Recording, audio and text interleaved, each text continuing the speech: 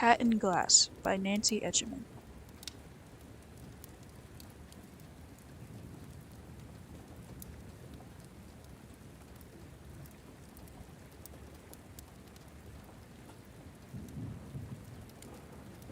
I was once a respectable woman. Oh yes, I know that's what they all say when they've reached a past like mine. I was well educated, well traveled, had lovely children, and a nice husband with a good financial mind. How can anyone have fallen so far, except one who was deserved to, anyway? I've had time aplenty to consider the matter, lying here eyeless, in this fine hospital bed, while the stench of my wounds increases. The matrons who guard my room are tight-lipped, but I heard one of them whisper yesterday when she thought I was asleep. Jesus, how could anyone do such a thing? The answer to all these questions is the same. I have fallen so far, and I have done what I have done to save us, each and every one, from the cat in glass. My entanglement with the cat began 52 years ago, when my sister, Delia, was attacked by an animal. It happened on an otherwise ordinary spring afternoon. There were no witnesses. My father was still in his office at the college, and I was dawdling along on my way home from first grade at Chelsea's girls' day school, counting cracks in the sidewalk.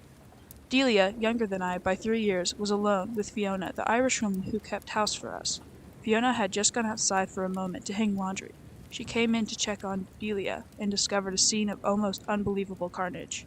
Oddly, she had heard no screams. As I ran up the steps and opened our door, I heard screams indeed. Not Delia's, for Delia had nothing left to scream with, but Fiona's. As she stood in the front room with her hands over her eyes, she couldn't bear the sight. Unfortunately, 6-year-olds have no such compunction. I stared long and hard, sick and trembling, yet entranced, from the shoulders up. Delia was no longer recognizable as a human being. Her throat had been shredded and her jaw ripped away. Most of her hair and scalp were gone. There were long, bloody furrows in the creamy skin of her arms and legs. The organdy pinafore in which Fiona had dressed her that morning was clotted with blood, and the blood was still coming. Some of the walls were even spattered with it, where the animal, whatever it was, had worried her. Her fists and heels banged jerkily against the floor. Our pet dog, Freddie, lay beside her, also bloody, but quite limp. Freddie's neck was broken. I remember slowly raising my head. I must have been in shock by then, and meeting the bottomless gaze of the glass cat that sat on the hearth. Our father, a professor of art history, was very proud of this sculpture, for reasons I did not understand, until many years later. I only knew it was valuable and we were not allowed to touch it. A chaotic, feline travesty. It was not the sort of thing you would want to touch anyway. Though basically cat-like in shape, it bristled with transparent threads and shards. There was something at once wild and vaguely human about its face. I had never liked it much, and Delia had always been downright frightened of it. On this day, as I looked up from my little sister's ruins, the cat seemed to glare at me with bright, terrifying satisfaction. I had experienced, a year before, the thing every child fears most, the death of my mother. It had given me a kind of desperate strength, for I thought at the tender age of 6 that I had survived the worst life had to offer. Now as I returned, the mad stare of the glass cat, it came to me that I was wrong. The world was a much more evil place than I had ever imagined, and nothing would ever be the same again. Delia died officially in the hospital, a short time later, after a cursory investigation. The police laid the blame on Freddie. I still have the newspaper clipping, yellow now, and held together with even yellower cellophane tape. The family dog lay dead near the victim, blood smearing its muzzle and forepaws. Sergeant Morton theorizes that the dog, a pit bull terrier and member of a breed specifically developed for vicious fights, turned killer and attacked its tragic young owner. He also suggests that the child, during the death struggle, flung the murderous beast away with enough strength to break its neck. Even I, a little girl, knew that this theory was lame. The neck of a pit bull is an almost impossible thing to break, even by a large, determined man. And Freddie, in spite of his breeding, had always been gentle, even protective with us. Simply stated, the police were mystified, and this was the closest thing to a rational explanation they could produce. As far as they were concerned, that was the end of the matter. In fact, it had only just begun. I was shipped off to my Aunt Josie's house for several months. What Father did during this time, I never knew. Though I now suspect he spent those months in a sanitarium. In the course of a year, he had lost his first wife and then his daughter. Delia's death alone was the kind of outrage that might permanently have unhinged a lesser man. But a child has no way of knowing such things. I was bitterly angry at him for going away. Aunt Josie, though kind and good-hearted, was a virtual stranger to me, and I felt deserted. I had nightmares in which the glass cat sunk out of its place by the hearth and across the countryside. I would hear its hard claws ticking along the floor outside the room where I slept. At those times, half awake and screaming in the dark, no one could have comforted me, except father. When he did return, the strain of his suffering showed. His face was thin and weary, and his hair dusted with new gray, as if he stood outside too long on a frosty night. On the afternoon of his arrival, he sat with me on Aunt Josie's sofa, stroking the cheek while I cuddled gladly, my anger at least temporarily forgotten in the joy of having him back. His voice when he spoke was as tired as his face. "Well, my darling Amy, what do you suppose we should do now?" "I don't know," I said. I assumed that, as always, in the past, he had something entertaining in mind, that he would suggest it, and then we would do it. He sighed. "Shall we go home?" I went practically rigid with fear. "Is the cat still there?" Father looked at me, frowning slightly. "Do we have a cat?" I nodded. "The big glass one." He blinked and made the connection. "Oh, the Chelichev, you mean? Well, I suppose it's still there. I hope so, in fact." I clung to him, scrambling halfway up his shoulders in my panic. I could not manage to speak. All that came out of my mouth was an erratic series of whimpers. "Shh, shh," said father. I hid my face in the starched white cloth of his shirt and heard him whisper, as if to himself, "How can a glass cat frighten a child who's seen the things you've seen? I hate him. He's glad Delia died, and now he wants to get me." Father hugged me fiercely. "You'll never see him again, I promise you," he said. And it was true, at least as long as he lived. So, the Chelichev cat in glass was packed away in a box and put into storage, with the rest of our furnishings. Father sold the house, and we traveled for 2 years. When the horror had faded sufficiently, we returned home to begin a new life. Father went back to his professorship, and I to my studies, at Chelsea's Girls' Day School. He bought a new house. The glass cat was not among the items he had sent up from storage. I did not ask him why.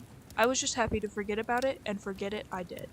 I neither saw the glass cat nor heard of it again until many years later. I was a grown woman by then, a schoolteacher in a town far from the one in which I'd spent my childhood.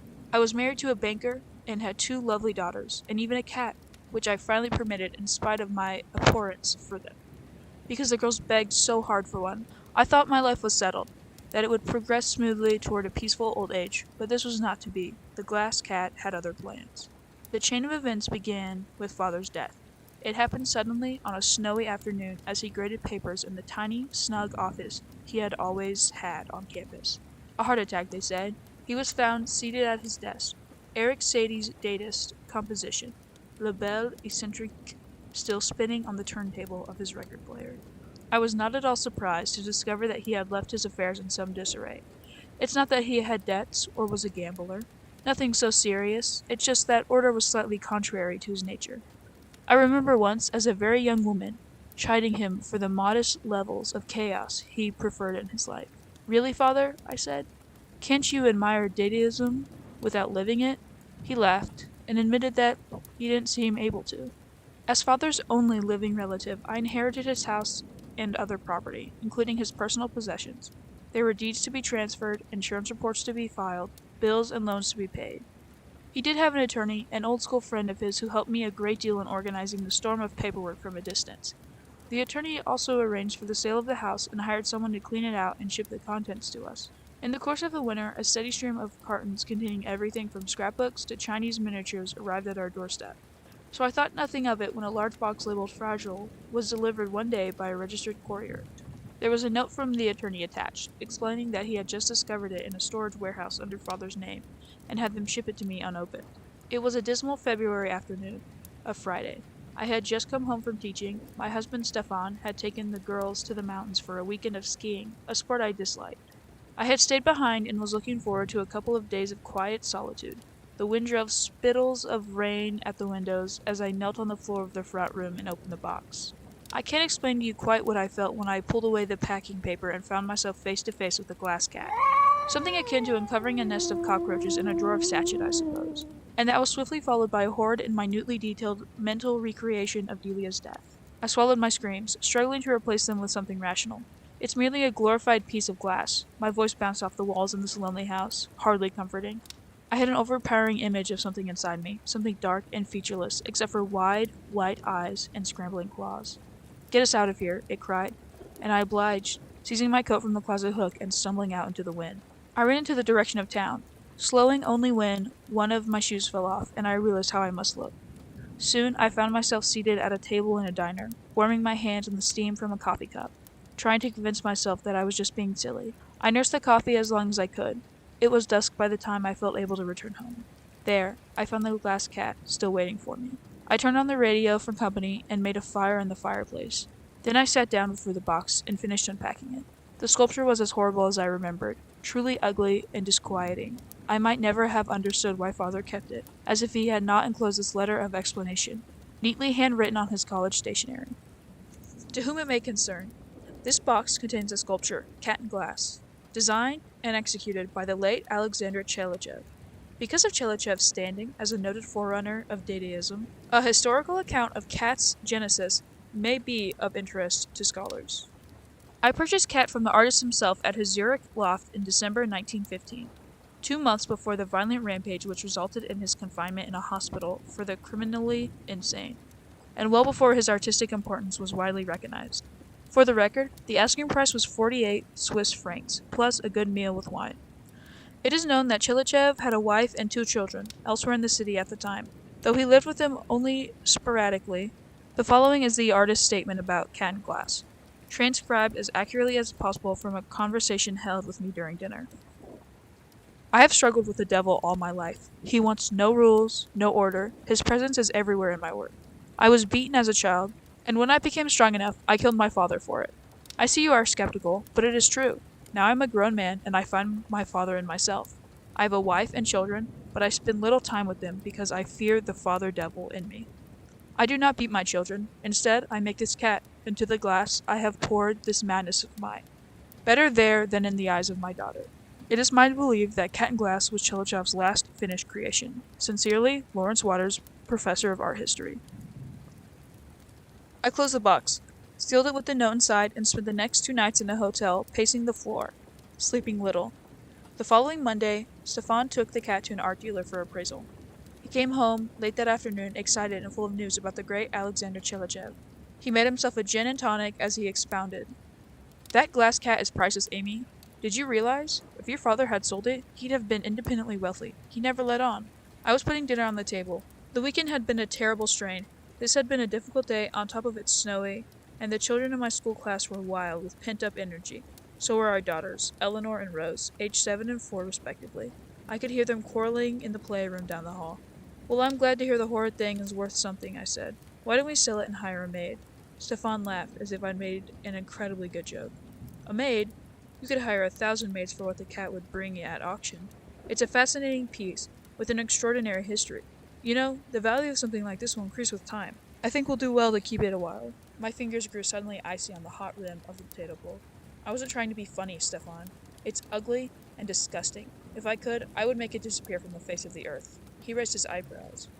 What's this? Rebellion? Look, if you really want a maid, I'll get you one. That's not the point. I won't have that damn thing in my house. I'd rather you didn't swear, Amelia. The children might hear. I don't care if they do. The whole thing degenerated from there. I tried to explain the cat's connection with Delia's death, but Stefan had stopped listening by then. He sulked through dinner. Eleanor and Rose argued over who got which spoonful of pea, and I struggled with a steadily growing sense of dread that seemed much too large for the facts of the matter. When dinner was over, Stefan announced with exaggerated brightness, "Girls, we'd like your help in deciding an important question." "Oh, goody," said Rose. "What is it?" said Eleanor. "Please don't," I said. It was all I could do to keep from shouting. Stefan flashed me the boyish grin with which he had originally won my heart. "Oh, come on, try to look at this objectively. You're just sensitive about this because of an irrational notion from your childhood. Let the girls judge if they like it. Why not keep it?" I should have ended it there. I should have insisted. Hindsight is always perfect, as they say. But inside me, a little seed of doubt had sprouted. Stefan was always so logical and so right, especially about financial matters. Maybe he was right about this too. He had brought the thing home from the appraiser without telling me. He was never above a little subterfuge, if it got him his own way. Now he carried the cart in from the garage and unwrapped it in the middle of our warm hardwood floor with all of the lights blazing. Nothing had changed. I found it was as frightening as ever. I could feel cold sweat collecting on my forehead as I stared at it, all glitter in a rainbow of refracted lamplight. Eleanor was enthralled with it. She caught our real cat, a calico named Jelly, and held it up to the sculpture. "See, Jelly? You've got a handsome partner now." But Jelly twisted and hissed in Eleanor's arm until she let her go. Eleanor laughed and said Jelly was jealous. Rose was almost as uncooperative as Jelly. She shrank away from the glass cat, peeking at it from between her father's knees, but Stefan would have none of that. Go on, Rose, he said. It's just a kitty made of glass. Touch it and see. And he took her by the shoulders and pushed her gently toward it. She put out one hand hesitantly, as she would have with a live cat, who did not know her. I saw her fingers touch a nodule of glass shard. That might have been its nose. She drew back with a little yelp of pain, and that's how it began, so innocently. He bit me, she cried. What happened? Said Stefan. Did you break it? He ran to the sculpture first, the brute, to make sure she hadn't damaged it. She held her finger out to me. There was a tiny cut with a single drop of bright red blood oozing from it. Mommy, it burns! It burns! She was no longer just crying. She was screaming. We took her into the bathroom. Stefan held her while I washed the cut and pressed a cold cloth to it. The bleeding stopped in a moment, but still she screamed. Stefan grew angry. What's this nonsense? It's a scratch, just a scratch. Rose jerked and kicked and bellowed. In Stefan's defense, I tell you now, it was a terrifying sight, and he was never able to deal well with real fear, especially in himself. He always tries to mask it with anger. We had a neighbor who was a physician. If you don't stop it, Rose, I'll call Dr. Peppermint. Is that what you want? He said, as if Dr. Peppermint, a jolly septuagenarian, was anything but charming and gentle, as if threats were anything but asinine at such a time. For God's sake, get Peppermint. Can't you see something's terribly wrong? I said. And for once, he listened to me. He grabbed Eleanor by the arm. Come with me. He said and stomped across the yard through the snow without so much as a coat. I believe he only took Eleanor also without a coat because he was so unnerved that he didn't want to face the darkness alone. Rose was still screaming when Peppermint arrived, fresh from his dinner, specks of gravy clinging to his mustache. He examined Rose's finger and looked mildly puzzled when he finished. Can't see much wrong here, I'd say. It's mostly a case of hysteria. He took a vial and a syringe from a small brown case and gave Rose an injection, to help settle her down, he said. It seemed to work. In a few minutes, Rose's screams had diminished to whimpers. Peppermint swabbed her fingers with disinfectant and wrapped it loosely in gauze. There, Rosie. Nothing like a bandage to make it feel better. He winked at us. She should be fine in the morning. Take the gauze off as soon as she'll let you. We put Rose to bed and sat with her till she fell asleep. Stefan unwrapped the gauze from her finger so the healing air could get to it.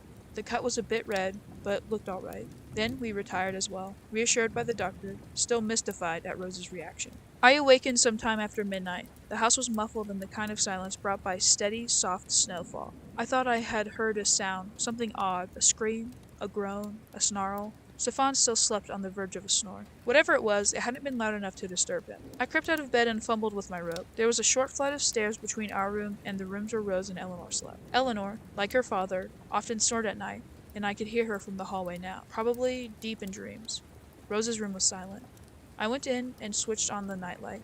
The bulb had very low wattage. I thought at first that the shadows were playing tricks on me. Rose's hand and arm looked black as a bruised banana. There was a peculiar odor in the air, like the smell of a butcher shop on a summer's day. Heart galloping, I turned on the overhead light. Poor Rosie, she was so very still and clammy, and her arm was so very rotten.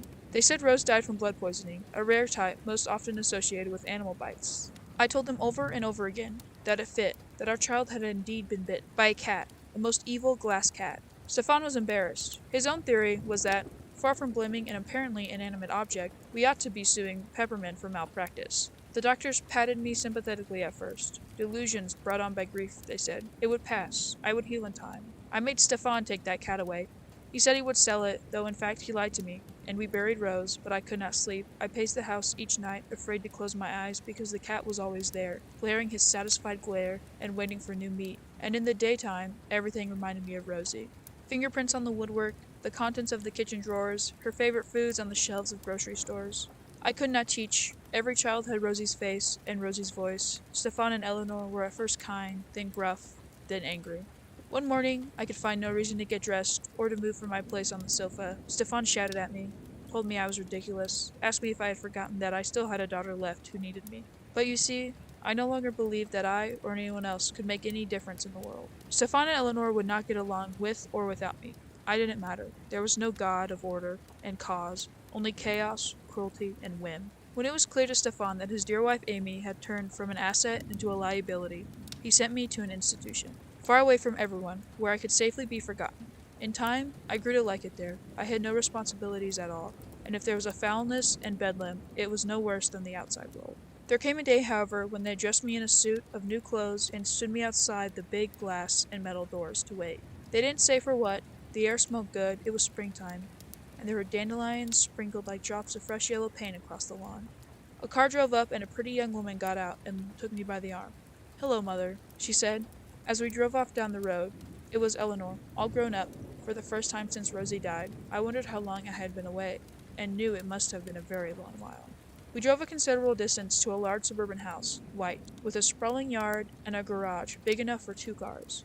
It was a mansion compared to the house in which Stefan and I had raised her. By way of making polite small talk, I asked if she was married, whether she had children. She climbed out of the car, looking irritated. "Of course I'm married," she said.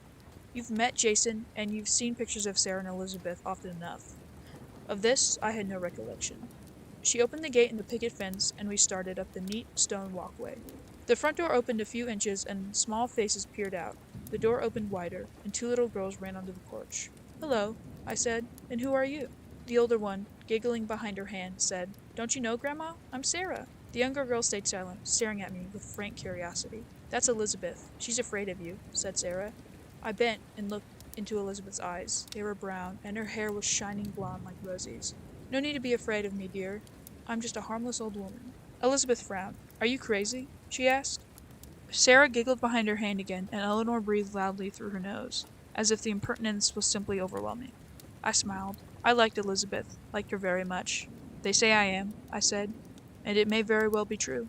A tiny smile crossed her face. She stretched on her tiptoes and kissed my cheek, hardly more than the touch of a warm breeze, then turned and ran away. Sarah followed her, and I watched them go, my heart dancing and shivering. I had loved no one in a very long time. I missed it, but dreaded it too, for I had loved Delia and Rosie, and they were both dead. The first thing I saw when I entered the house was Chelichev's cat in glass, glaring evilly from a place of obvious honor, on a low pedestal near the sofa. My stomach felt suddenly shrunken. "Where did you get that?" I said. Eleanor looked irritated again. "From Daddy, of course. Steven promised me he would sell it." "Well, I guess he didn't, did he?" Anger heightened my pulse. "Where is he? I want to speak to him immediately." "Mother, don't be absurd. He's been dead for 10 years. I lowered myself into a chair. I was shaking by then, and I fancied I saw a half-smile on the glass cat's cold jowls. "Get me out of here," I said. A great weight crushed my lungs. I could barely breathe. With a look, I must say, of genuine worry, Eleanor escorted me onto the porch and brought me a tumbler of ice water. "Better?" she asked. I breathed deeply. "A little." "Eleanor, don't you realize that monstrosity killed your sister, and mine as well? That simply isn't true." "But it is. It is, I'm telling you now. Get rid of it if you care for the lives of your children." Eleanor went pale, whether from rage or fear I could not tell. "It isn't yours. You're legally incompetent, and I'll thank you to stay out of my affairs as much as possible till you have a place of your own. I'll move you to an apartment as soon as I can find one." "An apartment? But I can't." "Yes, you can. You're as well as you're ever going to be, Mother. You only liked the hospital because it was easy. Well, it cost a lot of money to keep you there, and we can't afford it anymore. You're just going to have to straighten up and start behaving like a human being again." By then I was very close to tears and very confused as well. Only one thing was clear to me, and that was the true nature of the glass cat. I said in as steady as a voice as I could muster, "Listen to me. That cat was made out of madness. It's evil. If you have a single ounce of brains, you'll put it up for auction this very afternoon. So I can get enough money to send you back to the hospital, I suppose? Well, I won't do it. That sculpture is priceless. The longer we keep it, the more it's worth." She had Stefan's financial mind. I would never sway her, and I knew it. I wept in despair, hiding my face in my hands.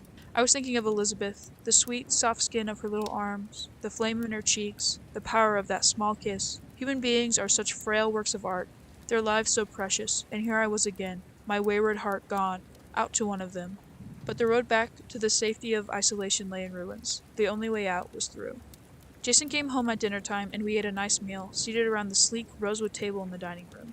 He was kind, actually far kinder than Eleanor. He asked the children about their day and listened carefully while they replied, as did I, enraptured by their pink perfection, distraught at the memory of how imperfect a child's flesh can become. He did not interrupt. He did not interrupt. He did not demand. When Eleanor refused to give me coffee, she said she was afraid it would get me hyped up. He admonished her and poured me a cup himself. We talked about my father, whom he knew by reputation, and about art in the cities of Europe. All the while I felt my bones the baleful gaze of the cat in glass, burning like the coldest ice through walls and furniture as they did not exist. Eleanor made up a cot for me in the guest room. She didn't want me to sleep in the bed, and she wouldn't tell me why. But I overheard Jason arguing with her about it. "What's wrong with the bed?" he said. "She's mentally ill," said Eleanor. She was whispering, but loudly. Heaven only knows what filthy habit she's picked up. I won't risk her soiling a perfectly good mattress. If she does well on the cot for a few nights, then we can consider moving her to the bed. They thought I was in the bathroom, performing whatever unspeakable act it is that mentally ill people perform. In places like that, I suppose. But they were wrong. I was sneaking past their door on my way to the garage. Jason must have been quite a handyman in his spare time. I found a large selection of hammers on the wall, including an excellent short-handled sledge. I hid it under my bedding. They never even noticed. The children came in and kissed me goodnight, in a surreal reversal of roles. I lay in the dark on my cot for a long time, thinking of them, especially of Elizabeth the youngest, and weakest, who would naturally be the most likely target of an animal's attack. I dozed, dreaming sometimes of a smiling Elizabeth, Rose, Delia, sifting snow, wading through drifts, sometimes of the glass cat, its fierce eyes smoldering, crystalline tongue brushing crystalline jaws. The night was well along when the dreams crashed down like broken mirrors into silence.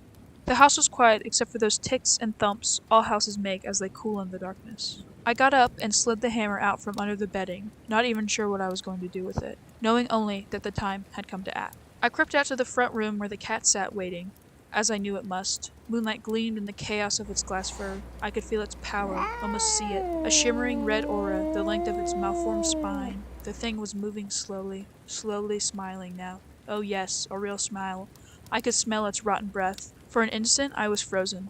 Then I remembered the hammer, Jason's lovely, short-handled sledge, and I raised it over my head and brought it down in the first smashing blow. The sound was wonderful, better than cymbals, better even than holy trumpets. I was trembling all over, but I went on in an agony of satisfaction, while glass fell like moonlit rain. There were screams. "Grandma, stop! Stop!" I swung the hammer back in the first part of another arc.